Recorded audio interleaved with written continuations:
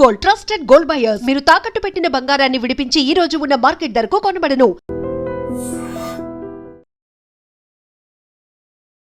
Yemen పశ్చిమ తీరంలో ఎర్ర సముద్రంలో భారతీయ వాణిజ్య నౌక ఎంఎస్వి ఫైజ్ నూరే వలియాపై జరిగినటువంటి దాడిని భారతదేశం తీవ్రంగా ఖండించింది. మంగళవారం రోజు పేలుడు పదార్థాలతో నిండిన ఒక పడవ ఢీ కొట్టడంతో భారత జెండాతో వెళుతున్న ఈ నౌక పూర్తిగా సముద్రంలో మునిగిపోయినట్లు ఒక కథనంలో తెలుస్తోంది. అదృష్టవశాత్తు ఈ నౌకలో ఉన్నటువంటి 13 మంది భారతీయులతో పాటు ఒక యెమెన్ పౌరుణ్ణి యెమెన్ నేవీ కోస్ట్ గార్డ్ సిబ్బంది సంయుక్తంగా రక్షించారు. ప్రాణాపాయం నుంచి బయటపడిన ఈ 14 మంది సిబ్బందిని మోఘా విమానాశ్రయానికి సురక్షితంగా తరలించినట్టు యెమెన్ నేషనల్ రెసిస్టెన్స్ ఫోర్సెస్ వెల్లడించాయి. ఈ దాడికి తామే బాధ్యులమని ఇప్పటివరకు ఏ ఉగ్రవాద సంస్థ కూడా ప్రకటించలేదు. ఎర్ర సముద్రంలో ఒక భారతీయ నౌకపై నేరుగా దాడి జరగటం ఇదే తొలిసారి కావటం ఇక్కడ గమనించాల్సినటువంటి విషయం. ఇలాంటి దాడులు జరగడం పట్ల భారత్ తీవ్ర ఆందోళన వ్యక్తం చేసింది. ఇలాంటి దాడులు గతంలో కూడా ఎక్కడ ఎర్ర సముద్రంలో మన మీద టార్గెట్ చేసి మనల్ని దెబ్బతీయాలని చెప్పి కొంతమంది ప్రయత్నం చేసినటువంటి సందర్భాలు ఉన్నాయి. ఇంకో సందర్భంగా అమెరికా ఇరాన్ యుద్ధం నేపథ్యంలో ఆ ఉద్రిక్త పరిస్థితుల్లో మన భారత నౌకల మీద కూడా దాడి జరిగినటువంటి సందర్భాలు ఉన్నాయి. ఇప్పుడు ఈ సముద్రంలో భారతదేశానికి సంబంధించిన నౌకల మీద మరి ప్రత్యక్షంగానో పరోక్షంగానో ఒక కుట్రపూరితంగా దాడులు జరిగి భారతీయులు చనిపోవడానికి కారణమవుతున్నటువంటి పరిస్థితులు చూస్తుంటే నిజంగా దేశం కూడా ఆందోళన వ్యక్తం చేస్తున్నటువంటి పరిస్థితి ఉంది. భారత నౌకపై జరిగిన ఈ దాడిని కేంద్ర నౌకాయాన శాఖ మంత్రి సర్బానంద సోనోవాల్ తీవ్రంగా ఖండించారు. ఎటువంటి రెచ్చగొట్టే చర్యలు లేకుండానే అమాయకులైనటువంటి నావికులపై ఇలా దాడికి పాల్పడటం నిజంగా దారుణం అని చెప్పి ఆయన ఎక్స్ వేదికగా కూడా మండిపడ్డారు.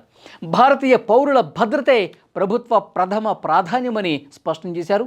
బాధితులను రక్షించిన యెమెన్ అధికారులకు ఆయన కృతజ్ఞతలు కూడా తెలియజేశారు.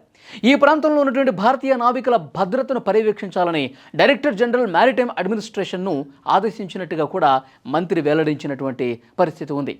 అయితే ఈ ఘటనకు సంబంధించి భారత విదేశీ వ్యవహారాల మంత్రిత్వ శాఖ కూడా అధికారికంగా ఒక ప్రకటన చేసింది. ఆగస్టు 4, 2026న జరిగినటువంటి ఈ దాడిని మేము తీవ్రంగా పరిగణిస్తున్నట్లు చెప్పారు ఆయన. రియాద్లోని భారత రాయబార కార్యాలయం పరిస్థితిని ఎప్పటికప్పుడు సమీక్షిస్తోందని స్పష్టం చేసింది. నావికుల భద్రతను నిర్ధారించడానికి యెమెన్ అధికారులతో నిరంతరం సంప్రదింపులు జరుపుతున్నట్టుగా కూడా ప్రతినిధులు వెల్లడించారు.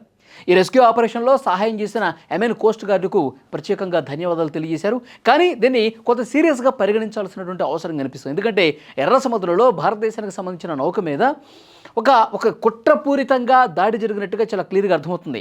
ఇది ఉగ్ర కుట్రనా లేకపోతే ఇంకెవరైనా హస్తం ఉందా? దీన్ని దర్యాప్తులో తేల్చాల్సినటువంటి విషయం కనిపిస్తుంది. అక్కడ యెమెన్కి సంబంధించిన కోస్ట్ గార్డు నావికాదళం వాళ్ళు త్వరగా రెస్క్యూ చేసి అక్కడ ఉన్నటువంటి భారతీయుల్ని రక్షించారు. కానీ ఒకవేళ అది జరగకపోయి ఉంటే దాదాపు 13 మందికి పైగా భారతీయులు ఉన్నటువంటి ఈ నౌక మీద నిజంగా అతిపెద్ద దాడి ఇంకొకటి జరిగి ఉంటే వాళ్ళందరూ కూడా ప్రాణాలు కోల్పోయి చాలా ఇబ్బందికర పరిస్థితులు ఏర్పడేవి. అందుకే కేంద్ర ప్రభుత్వం చాలా సీరియస్గా స్పందిస్తుంది. దీని మీద డెఫినెట్గా ఇన్వెస్టిగేట్ చేయాలి. దీని వెనకాల ఎలాంటి ఉగ్ర కుట్ర ఉంది, భారతదేశానికి వ్యతిరేకంగా ఎవరు పావులు కలుపుతున్నారు, దీని వెనకాల పాకిస్తాన్ హస్తం ఏమైనా ఉందా, లేకపోతే పాకిస్తాన్ పెంచి పోషిస్తున్నటువంటి ఉగ్ర మూకలు కాసుకుని కూర్చున్నాయి చాన్నాళ్లుగా. ఎందుకంటే ఆపరేషన్ సింధూర్తో మనం వాళ్ళని చావు దెబ్బ కొట్టాం. వాళ్ళ ఉగ్ర మూకల్ని, వాళ్ళ ఉగ్ర స్థావరాలని పూర్తిగా పెకలించి పడేశాం. అందుకే వాళ్ళు సమయం కోసం వేచి చూస్తున్నారు. మళ్ళీ మనల్ని దెబ్బ కొట్టడానికి చేయనటువంటి ప్రయత్నాలు లేవు. అక్కడ లష్కర్-ఏ తోయిబా కావచ్చు, జైషే మహమ్మద్ కావచ్చు, ఇలాంటి ఉగ్ర సంస్థలన్నీ కూడా మళ్ళీ వాళ్ళు గూడు కట్టుకుంటున్నారు. మళ్ళీ పాకిస్తాన్ ప్రభుత్వం సహకారంతో వాళ్ళు పెద్ద ఎత్తున పునర్నిర్మాణం చేసుకుంటున్నారు. మనం పెకిలించేస్తున్నాం, మనం సర్వనాశనం చేస్తున్నాం. పాకిస్తాన్ ప్రభుత్వం అండ చూసుకుని వాళ్ళు మళ్ళీ పేటరేగిపోతున్నారు. పాకిస్తాన్ ప్రభుత్వం వాళ్ళకి సాయం కూడా చేస్తున్నటువంటి పరిస్థితి. వాళ్ళకి అంతిమంగా భారతదేశంలో అలజడి సృష్టించాలి, లేదంటే భారతదేశం వెలుపల భారతీయుల్ని ఇబ్బంది పెట్టాలి. భారతీయులకు సంబంధించినటువంటి ఈ నౌకలు కావచ్చు, భారతీయులకు సంబంధించిన స్థావరాలు కావచ్చు, సో వాటిని కొలాప్స్ చేయాలి, భారతీయులను చంపాలి అన్న ఉద్దేశంతో ఇలాంటి ప్రయత్నాలు వాళ్ళు చేస్తూనే ఉంటారు.